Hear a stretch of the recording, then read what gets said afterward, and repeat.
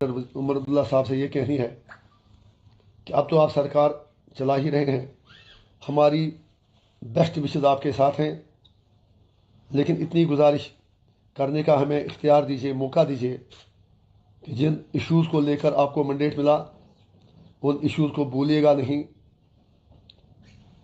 जो वादे आपने किए उन वादों को भूलिएगा नहीं, चाहे 200 यूनिट फ्री बिजली की बात हो, 370 की बात हो, 35A की बात हो, कश्मीर इशू की बात हो,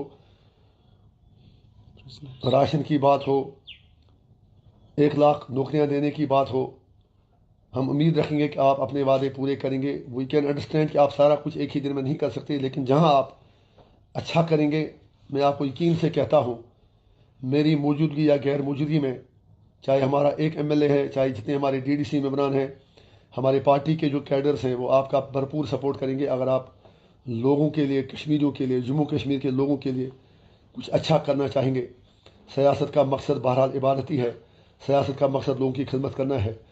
लेकिन ये भी मैं आपसे अर्ज़ करना चाहूँगा कि आप अभी वज़ीर आज़म साहब से मिले, होम मिनिस्टर साहब से मिले, वज़ीर दाखिला से मिले, बाकी लोगों से मिले, लेकिन इतना तो आपका इखलाकी फ़र्ज़ बनता है कि आप अपने लोगों को बता दें कि आपने किन किन इश्यूज़ पर उनसे बात की और उनका रेस्पॉन्स क्या था। पर्दे के पीछे बातें नहीं होनी चाहिए। कम से कम इतना तो लोगों को बताइए, क्या आपने 370 के बारे में प्राइम मिनिस्टर साहब से बात की, 35A के बारे में बात की, स्टेट हुड के बारे में उनका रिस्पांस क्या था। और जिस स्टेट हुड की बीजेपी बात करती है, कहीं वो खुदा न खासा वो स्टेट हुड तो ना हो। हमें पूरी with full might, with full powers अपनी स्टेट वापस चाहिए। और जितने भी हम ये भी आपसे जानना चाहेंगे कि आपने इलेक्शन कैंपेन भी कहा कि सिर्फ एक इंजीनियर रशीद जेल में नहीं है, बाकी भी हज़ारों कैदी बंद हैं। बिल्कुल आपने सही फरमाया।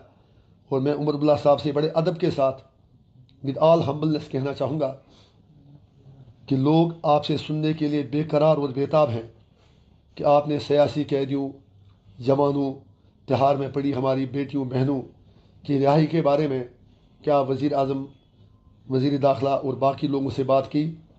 अगर बात की तो उनका रद्दअमल क्या था?